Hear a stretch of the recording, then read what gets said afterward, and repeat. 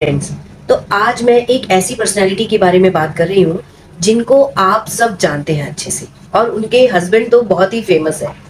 यहाँ हम बात कर रहे हैं अश्नीर जैन ग्रोवर की वाइफ माधुरी ग्रोवर के बारे में। अभी जैसे कि हम सब उनको देख रहे हैं लॉकअप में, अभी तो वो वहां से चली गई है, लेकिन वो खुद से गई है।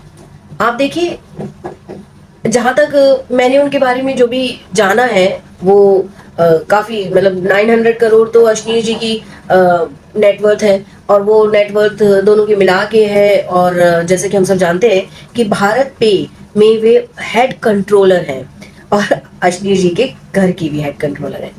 चलिए खैर, वो सब तो एक ऑफिशियल बात हुई, लेकिन यहाँ मैं माधुरी जी के एक ऐसे पॉइंट पर बात करना चाहती हूँ जो कि वो, मतलब देखिए, वो इंजीनियर है, ठीक है, और वो मतलब उन्होंने बहुत उसमें कॉर्पोरेट में सेक्टर में भी एक बड़ा अहम रोल निभाया है।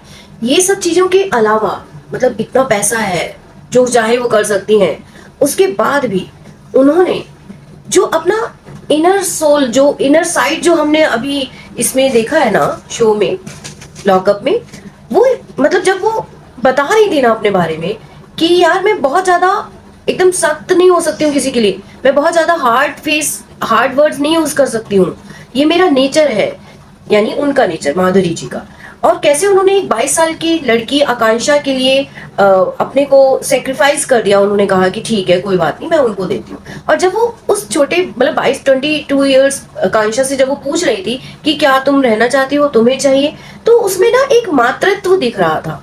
देखिए, इतना बड़ी शख्सियत, लेकिन अंदर से इतनी काम, इतनी पीस, इतनी ब्यूटीफुल सोल के साथ, मतलब उन्होंने अपनी एक डिग्निटी नहीं छोड़ी, उन्होंने अपना एक सिंपलिसिटी को नहीं छोड़ा।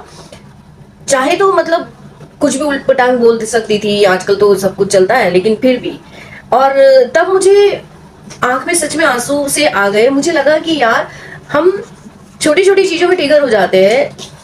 सच में जो इंसान को, जिन इंसानों को कुछ एक्स्ट्रा मिलता है, जिन इंसानों को कुछ एक्स्ट्रा मिलता है, जो तरक्की करते हैं, वो सच में इसीलिए कर पाते हैं क्योंकि ईश्वर उनके अंदर की सोल को जानता है। एक एपिसोड में उन्होंने ये भी कहा था कि मुझे गुस्से को कंट्रोल करना आता है, मुझे क्योंकि मैंने अश्नीर के बहुत सारे गुस्सों को देखा है, और अश्नीर ग्रोवर जी के गुस्सों को तो पूरी दुनिया ने देखा है। लेकिन उनके, सोचो कि वो तो एक साइड फेट है, मतलब कि कैमरे के ऊपर है, ठीक है, लेकिन घर में तो इंसान और ज्यादा डिफरेंट होता है, और ज्यादा गुस्सा करता है, और अलग होता है। और उसको वाइफ कैसे कंट्रोल करती है ये तो हम सभी जानते हैं, लेकिन एक इतने बड़े आदमी की वाइफ, और वो खुद भी इतनी बड़ी अच्छी पर्सनालिटी, मतलब हाई रिच, ठीक है। और जब उन्होंने जब फरहा मैम का जो इशू है, जिसमें वो फूड वाला जो शो रहता है ना, वो अपने सर्वेंट के साथ जाती है सबके घर में, तो जब वो अश्नीर जी के घर गई थी, तो भी आप सबने एक चीज नोट की होगी कि उसमें भी अश्नीर जी की फोटो ही सारे घर में थी। और ये बात को पॉइंट आउट